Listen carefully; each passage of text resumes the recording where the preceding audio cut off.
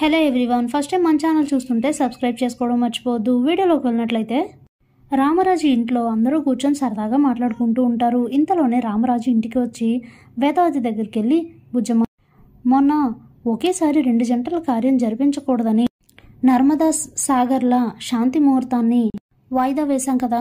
ఇప్పుడే పంతులు గారిని కలిసి మాట్లాడాను. రేపు చాలా మంచి ముహూర్తం ఉందంట. వాళ్ళిద్దరికీ శాంతి ముహూర్తం జరిపించడానికి అన్ని ఏర్పాట్లు చెయ్యి అని అయితే చెప్తాడు. ఒక్కసారిగా దాంతో షాక్ అయిపోతుంది వేదవతి. అయ్యయ్యో, ఇప్పుడు ఎలా? వాళ్ళిద్దరికీ హైదరాబాద్లో కార్యం జరిగిపోయిందని ఇప్పుడు ఎలా చెప్పాలి? చెప్తే ఈయన ఎలా రియాక్ట్ అవుతారో ఏంటో అనుకుంటూ టెన్షన్ పడుతూ ఉంటుంది. ఇంతలోనే శ్రీవల్లికి ఎలాగో ఈ విషయం తెలుసు కాబట్టి తనైతే ఆలోచిస్తూ ఉంటుంది. అప్పుడే నర్మద, అయ్యో ఇప్పుడు ఎలాగా? అయినా ఈ విషయం మామయ్య గారికి తెలిస్తే ఏమంటారో ఏంటో అని ఆలోచిస్తూ, కంగారు పడాల్సిన అవసరం ఏం లేదు, అత్తయ్య కాకుండా ఇంకెవరికి తెలియదు కదా, అత్తయ్య ఎలాగో చెప్పదులే అని ఆలోచిస్తూ ఉంటుంది. ఇంతలోనే రామరాజు, ఏంటి ఏం మాట్లాడావు, ఎందుకు అలా టెన్షన్ పడుతున్నావు, ఏంటి చెప్పు అని వేదవతిని అడిగితే అప్పుడే శ్రీవల్లి గట్టిగా నవ్వుతుంది. దాంతో ఇంట్లో అందరూ కూడా షాక్ అవుతారు.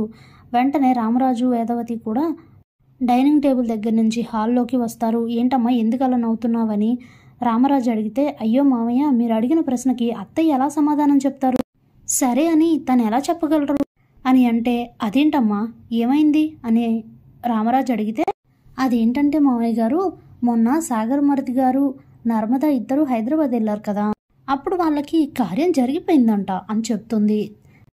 దాంతో వేదవతితో పాటు ఇంట్లో అందరూ కూడా షాక్ అవుతారు. దేవుడా, ఈ విషయం చెప్పకూడదు అనుకున్నాను, తిని ఈలోపే చెప్పేసిందా అనుకుని వేదవతి కూడా షాక్ అయి ఉండిపోతుంది. ఈ విషయం అసలు ఈవిడికి ఎలా తెలుసు? ఈ శ్రీవల్లికి అన్ని విషయాల్లో ఇంటర్ఫియర్ అవ్వడం బాగా ఎక్కువైపోతుంది అనుకుని నర్మదకైతే చెప్పలేనంత కోపం వస్తుంది. అప్పుడే రామరాజు అయితే చాలా కోపంగా, అసలు ఈ విషయం నీకెలా తెలుసు అని అడిగితే, ఉదయం నర్మద అత్తయ్య గారితో చెప్పడం విన్నాను మామయ్య గారు అని చెప్తుంది. దాంతో రామరాజుకి మరింత కోపం పెరుగుతుంది. ఏంటి బుజ్జమ్మ ఇదంతా, నీకు తెలుసు కూడా నాకు చెప్పలేదా? అసలు ఏంట్రా ఇదంతా? సాగర్ కొంచెం కూడా బుద్ధుండక్కర్లేదా? రోజు రోజుకి ఆచార వ్యవహారాల మీద కూడా ఎలాంటి గౌరవం లేకుండా తయారవుతున్నారు. ప్రతిదానికి ఓ పద్ధతి, ఒక సాంప్రదాయం అనేది ఉంటుందన్న ఇంగిత జ్ఞానం కూడా మర్చిపోయారు అని చెప్పి చాలా కోపంగా తిట్టేసి లోపలికి వెళ్ళిపోతారు. ఇక దాంతో శ్రీవల్లి నర్మదా సాగర్లను బాగా తిట్టారని చెప్పి హ్యాపీగా ఫీల్ అవుతూ ఉంటుంది. ఇంతలోనే ఊహించని విధంగా చందు అయితే రివర్స్ అవుతాడు శ్రీవల్లిపై. అసలు ఏంటిదంతా వల్లి, ఏం చేసావో అర్థం అవుతుందా అని అడిగితే, నేనేం చేశాను, మామయ్య గారు అడిగిన దానికి ఆన్సరే కదా చెప్పాను అని అంటుంది శ్రీవల్లి.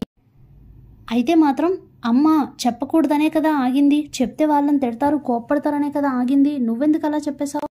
అమ్మకు ఆ విషయం తెలిసినప్పుడు ఇంట్లో పెద్ద ఆవిడ తనకి నాన్నకు చెప్పాలో చెప్పకూడదో తెలీదా? నీకేం సంబంధం ఉందని నువ్వు కలవ చేసుకున్నావు?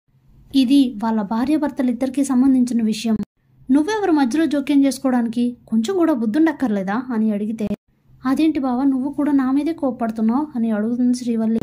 నువ్వు చేసిన దానికి కోప్పడడం ఒక్కటే సరిపోదు, ఈ విషయమే కాదు బావగారు, ప్రతి విషయంలోనూ ఇలానే అందరి విషయాల్లో కలవ చేసుకుంటుంది, అడిగితే మళ్ళీ ఏవేవో మాట్లాడుతోంది అని అంటుంది నర్మద.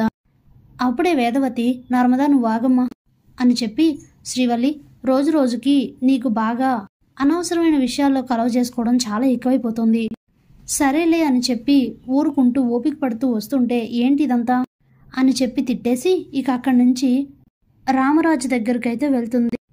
అప్పుడే గదిలో కోపంగా తిరుగుతున్న రామరాజు దగ్గరికి వేదవతి వెళ్ళి, ఏంటండి ఇదంతా, ఎందుకు మీరు కోప్పడుతున్నారు అని అంటే, ఏంటి బుజ్జమ్మ అన్నీ తెలిసి నువ్వు కూడా అలా అంటావు అని రామరాజు అడిగితే, నా మాట ఒక్కసారి వినండి, ఎప్పుడో పెళ్లి జరిగిన జంట, కానీ పరిస్థితుల దృష్ట్యా నర్మదనే వాయిదా వేసింది, కానీ ఈరోజు అనుకోకుండా అలా జరిగిపోయింది ఏదో జరిగిపోయిందిగా వదిలేయండి అని అంటే, ఈ ఇంటి కోసం నర్మద చాలా త్యాగం చేసిందని అనుకుని ఇక రామరాజు కూడా నార్మల్ అయిపోతారు.